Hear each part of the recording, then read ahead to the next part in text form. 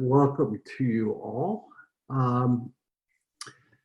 Let us begin, and I will ring our virtual bell. We kind of have New Zealand problems with COVID. Let's think about those who have some serious problems with COVID around the world. It seems to continue to grow, and let us keep in mind that well over 800,000 people around the world are known to have died of it. The number is probably much higher. I offer this moment of silence.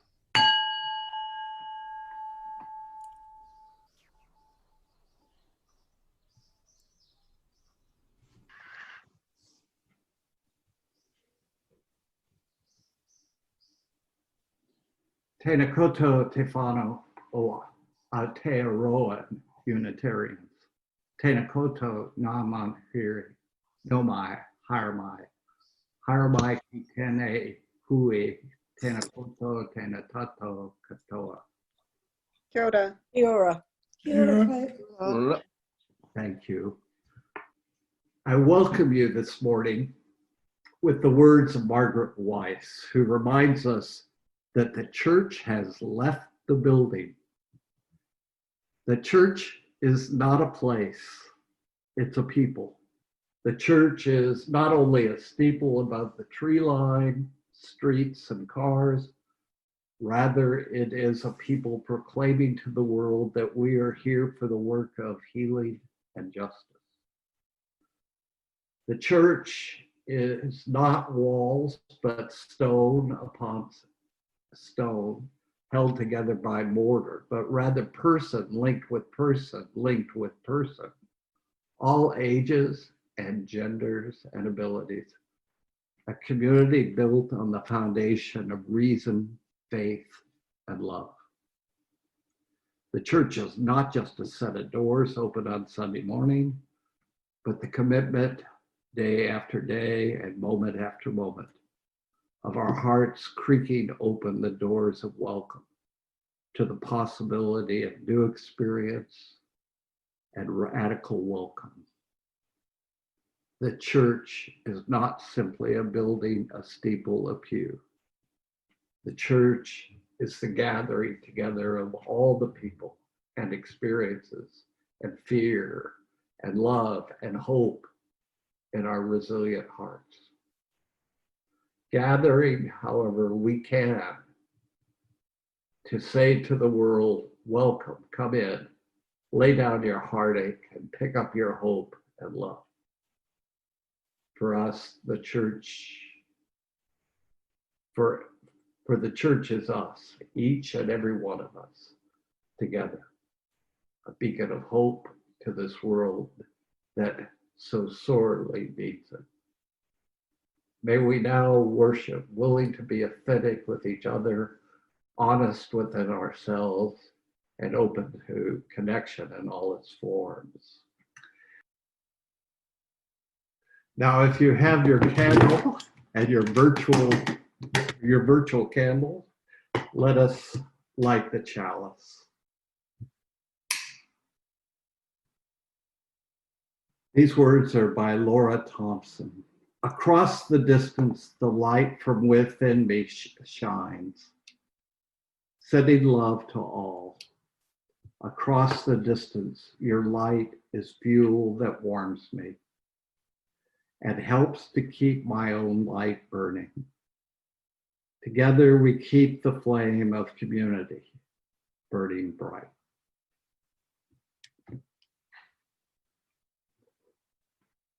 My random musings this week I've entitled Tearing Down, Building Up, Two Sides of the Same Door. We all have buttons that can be pushed. When my mother's Alzheimer's had reached the stage where she no longer knew who I was, I teased her, "Why haven't you forgotten how to push my buttons?" I'm not sure what happened, but she had a moment when all her synapses were firing normally, she smiled at me and explained, because I installed them.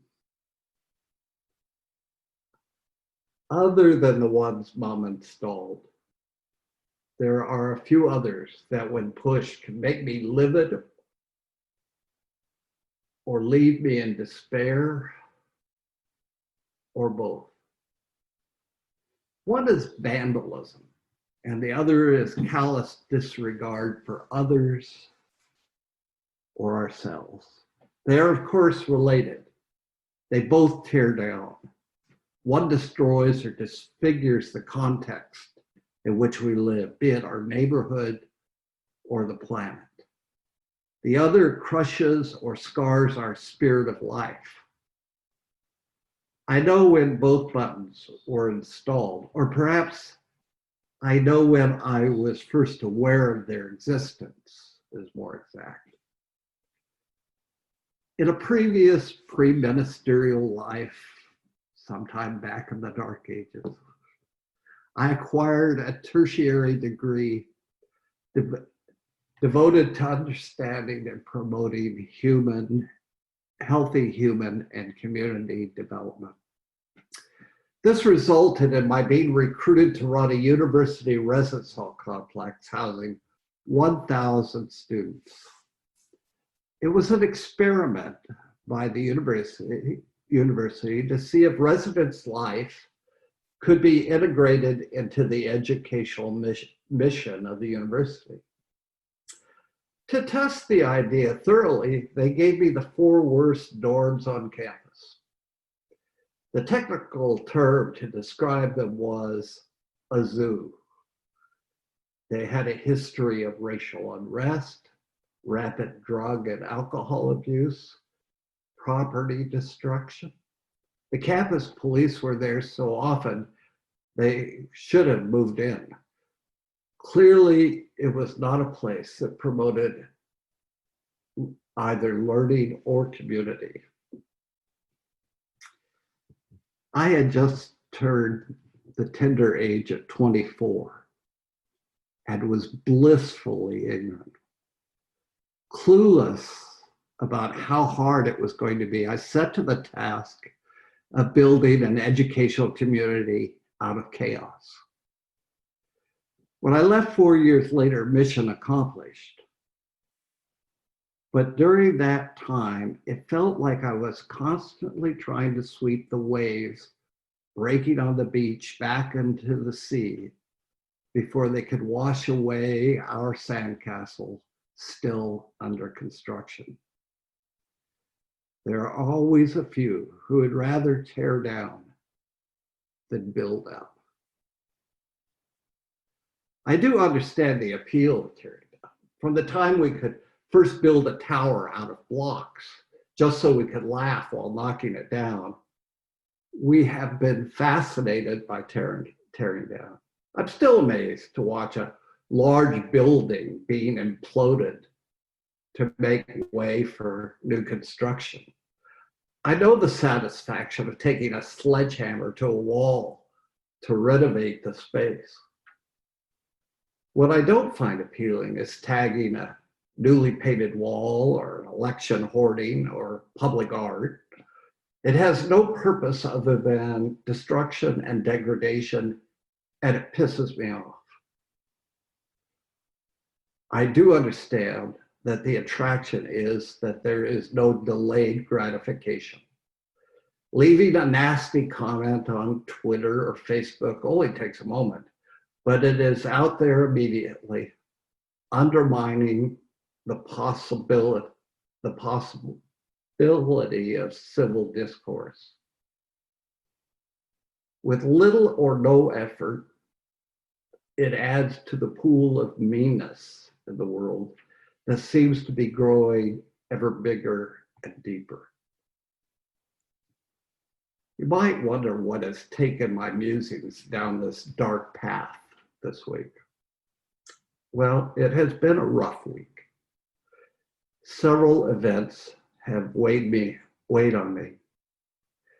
Listening to the victim impact statements of the survivors of the massacre in the mosque a year ago last March opened the door.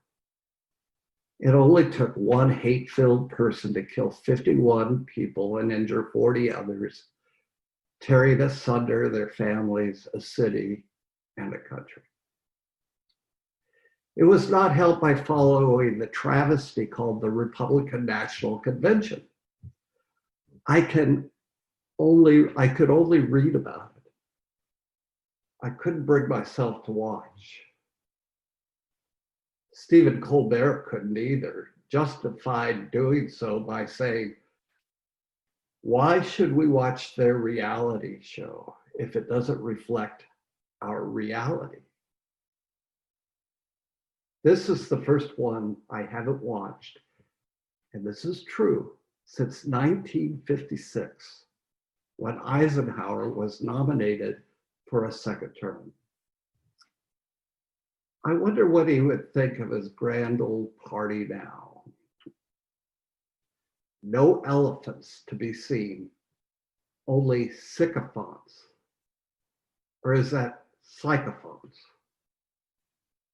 I knew Trump was a vandal, but I thought the checks and balances provided in the US Constitution would mitigate the worst of his actions.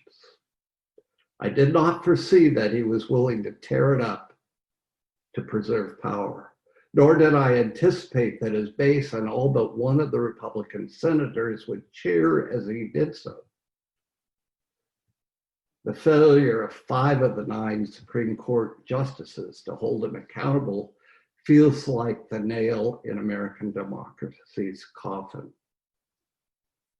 It took 240 years to build a more democratic union, albeit still imperfect, and only 4 years to topple it like a toddler's tower of blocks. Those two alone were enough to push my buttons big time. Then I watched a video of a policeman paralyze Jacob Blake, an unarmed Black man, by shooting him 7 times in the back while he was looking after the welfare of his 3 children in the back of his vehicle. His crime? Being Black. Never mind feeling pushed. I felt crushed by those buttons. Such events compressed into a week make me more glad than usual that I've made New Zealand my home. But those damn buttons are here too. May I never have to endure another election during a pandemic. After surviving the first wave and enjoying some sense of normalcy for 102 days, because of an extraordinary level of unity devoted to eliminating it, we can see cracks in the consensus as we deal with the second wave. Because power is at stake, blaming and dividing is deemed justifiable. Comments by a few opinion makers, some members of parliament, and many on social media grow increasingly nasty. These are Trump tactics, and it should give us all pause. They are intended to tear down, not build up, moving me to tears at the idea of enduring 48 more days until the election. It's the task of every preacher to offer at least a smidgen of good news when our spirit is being sucked down a black hole. My word of comfort is that tearing down is necessary to new life. A compost heap is an example. Before being used to nourish next year's garden, or organic matter needs to be broken down first. Like a swinging door, tearing down is one side and building up is the other. It is only when the tearing down side of the door can be pushed is there a problem. The door needs to swing both ways. as the book of Ecclesiastes reminds us. There's a time for every purpose, a time to build up, a time to build it, to break down. If we want to build up racial harmony, we have to tear down structural and institutional racism. If we want to build a clean, green planet, we need to tear down dependence on fossil fuels. If we want to build a world without poverty, we need to tear down globalization and neoliberal policies that depend on cheap labor. You get my point. It can be done, but usually not quickly. It can easily take generations. Patience, perseverance, and passion are required. It can be wearing. But we are here together to encourage and support and strengthen our resolve to embody our 7 principles necessary for building up. Kia kaha. For our breakout, I'm going to offer you this question. What ruptures in your life have led unexpectedly to new life?